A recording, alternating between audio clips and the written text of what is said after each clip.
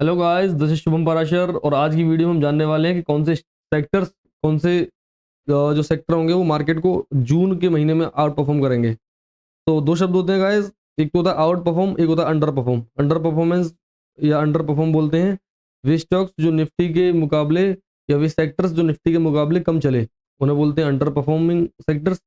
और वे सेक्टर्स जो निफ्टी के मुकाबले ज़्यादा चले वो होते हैं आउट परफॉर्मिंग सेक्टर्स। ठीक है जी। तो हम बात करने वाले हैं कि कौन कौन से सेक्टर ऐसे हो सकते हैं जिनका चार्ट देखकर ये लग रहा है कि वो मार्केट को आउट परफॉर्म करेंगे। तो ये बहुत ही महत्वपूर्ण वीडियो होने वाली है, ओवरऑल मार्केट का व्यू आपके साथ शेयर करने वाला हूँ। ठीक है गाइज, तो सबसे पहले शुरू कर रहा हूँ मैं अपने निफ्टी आईटी के बाद। निफ्टी आईटी के अंदर गाइज मेरा जो वीकली चार्ट है वो बहुत ज़्यादा बुलिश नहीं है, इसलिए मैं यहाँ पे थोड़ा सा काम करने में बचने की सलाह दूंगा आपको। जब तक ये ट्रेंड लाइन ब्रेक नहीं हो रही ऊपर की, उससे पहले आप काम करने से बचें। ठीक है, तो निफ्टी आईटी में कोई खास मेरा पैटर्न दिख नहीं रहा मुझे।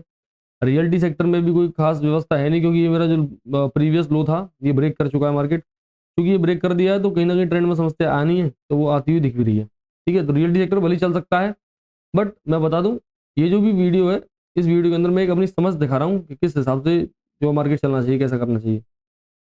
उसके बाद साथ साथ अगर मैं इंफ्रास्ट्रक्चर सेक्टर पे जाऊँ तो इंफ्रास्ट्रक्चर की कहानी थोड़ी सी खराब ज़्यादा दिख रही है। इसलिए दिख रही है बिकॉज इसमें जो गिरावट थी ना सिंगल डे में वो कुछ ज़्यादा ही थी, करीब 11% की गिरावट थी उस दिन, जिस दिन इलेक्शन का टाइम था, 4 जून को। तो ये भी थोड़ी सी चिंताजनक बात है। इंफ्रास्ट्रक्चर से भी थोड़ी दूरी बनाइएगा, अब बैंकों से दूरी बना लीजिएगा, साफ साफ बता रहा हूँ। अभी हाल फिलहाल में जब तक गवर्नमेंट क्लियर नहीं हो रही है कि अगर बीजेपी आ रही है कि इंडिया अलायंस आ रहा है या एनडीए आ रहा है, जो भी है, तो जब तक कोई बात क्लियर नहीं हो रही तब तक बैंकों से दूरी बना के रखिएगा, क्योंकि बैंक जो है अभी सदमे में है। सदमे में इसलिए है क्योंकि बैंक कुछ और ही सोच रही थी, वो कुछ और ही है। बैंक सोच रही थी 350 पार, 400 पार, और मालूम चला 300 पार कुल मिला के नहीं हो पाए, है ना। उसके साथ साथ अगर मैं एनर्जी सेक्टर की बात करूँ तो एनर्जी सेक्टर भी तुम्हारा थोड़ा सा दूर जाने की बात ही कह रहा है। वो कह रहा है भाई दूर रहो हमसे, अभी हम काम करने के मूड में है नहीं। क्योंकि देखो मोटा मोटी चार्ट जो है स्टार्टिंग में खराब हो चुके हैं। हाँ, एक बात जरूर है कि अगर कोई यहाँ पे बाइंग करना चाहता है लॉन्ग टर्म के लिए, पर्सपेक्टिव के लिए, तो ये सारे के सारे इंडेक्स में काम करने का मूड बना सकता है। कारण इसका सिंपल सा ये है कि एक आपको जो मूवमेंट मिली है, ये बहुत इतनी जो गिरावट मिली है एक साथ बड़ी जबरदस्त, ये कहीं ना कहीं लॉन्ग टर्म में बाइंग अपॉर्चुनिटी का काम कर सकती है।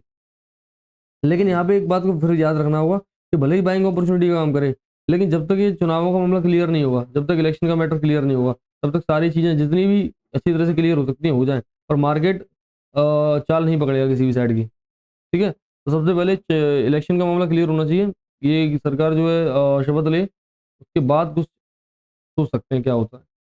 आफ्टर दैट हम देखेंगे गाइस निफ्टी। तो निफ्टी के अंदर भी आप देख रहे हो बढ़िया चल रहा है मार्केट, गजब चाल है।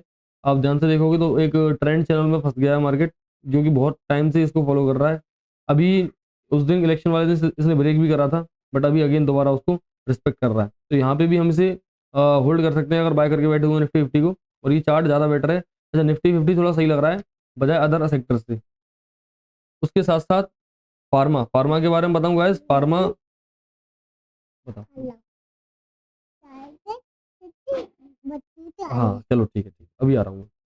तो गाइस निफ्टी फार्मा के बारे में बात करने वाले हैं। तो निफ्टी फार्मा हमारा क्या दिखा रहा है यहाँ पे, अगर आप बहुत ध्यान से देखोगे 19,281 की रेट चल रही है, ये ज़्यादा बुलिश है गाइस। मैं बता दूं मेरा जो पहला सेक्टर जो मुझे लग रहा है आपका जून में आउट परफॉर्म कर सकता है मार्केट को, वो रहेगा फार्मा। इसलिए कह रहा हूँ क्योंकि यहाँ पे पैटर्न्स और इस तरह की जो करेक्शन है वो बड़ी महत्वपूर्ण दिख रही है। इसके साथ साथ बता दूं ये काम जब भी करेगा जब 19,500 के ऊपर निकलेगा मार्केट। ठीक है जी, 19,500 के ऊपर अगर निफ्टी फार्मा जाके सस्टेन करता है, रुकता है, बैठता है, तो वहां पर एक बड़ी ही बुलिश मूव देखने के लिए आपको फार्मा सेक्टर में मिल सकती है। मीडिया से दूर रहेगा, मीडिया से पूरी तरह से दूरी बनाइएगा, क्योंकि मीडिया उतना सही लग नहीं रहा। उसके साथ साथ फाइनेंस, वही फाइनेंस में बैंकिंग आ जाती है घूम फिर के, तो दूर रहिएगा ये फाइनेंस फाइनेंस से। अच्छा, FMCG guys, FMCG can be the good pick. FMCG stock ठीक है, तो एफएमसीजी मुझे सही लग रहा है। लेकिन मैं बताऊं अगर मेरे पास दो ऑप्शन है ना, pharma and FMCG, then I will choose pharma. क्योंकि एफएमसीजी में चाल तो है बड़ी, बट मे बी ये एक साइडवेज मार्केट को बुला सकती है।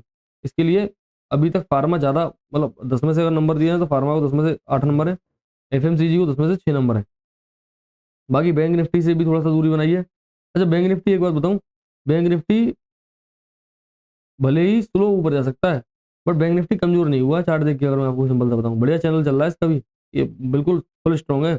मैंने जो बात मंडे मार्केट हेल्थ में बोली थी ना, आपने अगर मेरी पूरी वीडियो देखी हो प्रीवियस जो डली हुई इस चैनल पे आधे घंटे की, तो वहाँ पे भी मैंने इस बारे में बात करी थी कि बैंक निफ्टी ज़्यादा मजबूत है, और ऐसा लग भी रहा है मुझे बैंक निफ्टी चार्ट देख के, बैंक निफ्टी मतलब स्पेसिफिक बैंक निफ्टी की बात कर रहा हूँ, पीएसयू वीएसयू छोड़ छाड़ के, तो बैंक निफ्टी सही लग रहा है, यानी प्राइवेट बैंकों का थोड़ा सा बोला वाला लग रहा है पीएसयू के हिसाब से। ठीक है जी।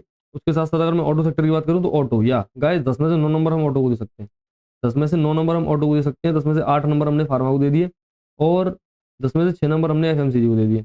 तो ये 3 सेक्टर का मैंने आपको बता दिया। इसके बाद मेटल कुछ कर सकता नहीं, मेटल से भी दूरी बनाई है, मेटल ठीक नहीं है अभी इस समय।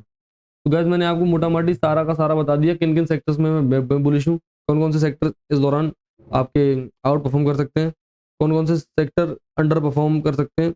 अब यदि आप जानना चाहते हैं कि स्टॉक स्पेसिफिक कहाँ कहाँ चला सकती है, वैसे मैं बताऊं जो जो सेक्टर्स के बारे में मैंने बात करी है, इन्हीं सेक्टर्स के अंदर स्टॉक्स का एनालिसिस करिए, और वहां से आप पता कर सकते हो कि कौन कौन से स्टॉक्स में चाल अच्छी आ सकती है। लेकिन यदि आप चाहते हैं कि उन स्टॉक्स की एनालिसिस करके एक वीडियो मैं यहाँ अपलोड करूँ, तो मुझे कमेंट्स में बताइएगा, मैं कोशिश करूँगा स्टॉक सेक्टर स्पेसिफिक बात करूँगा, यानी कि हर सेक्टर के अंदर सारे स्टॉक छांट लेंगे, उन स्टॉक्स में से देखेंगे कि भाई देखो सेक्टर तो ये मूव कर रहा है, लाइक जैसे ऑटो सेक्टर है, तो ऑटो सेक्टर हमें लग रहा है कि बढ़िया चलेगा, बट ऑटो सेक्टर चलेगा तो उसके कौन कौन से स्टॉक चलने की उम्मीद है, तो वो स्टॉक स्पेसिफिक एनालिसिस हम करेंगे आपकी डिमांड पे। तो कोशिश करिए गाइस।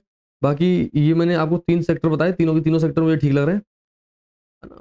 फिर भी अगर कोई डाउट रहता है, वीडियो में कोई समस्या है, तो आप कमेंट्स में पूछ सकते हो। तब तक के लिए वीडियो को लाइक कर दीजिए, चैनल को सब्सक्राइब कर दीजिए, वीडियो को शेयर कर दीजिए गाइस, है ना। मिलते हैं आपसे दोबारा और जल्द ही किसी महत्वपूर्ण चर्चा में। तब तक के लिए बहुत बहुत धन्यवाद। जय हिंद, जय भारत।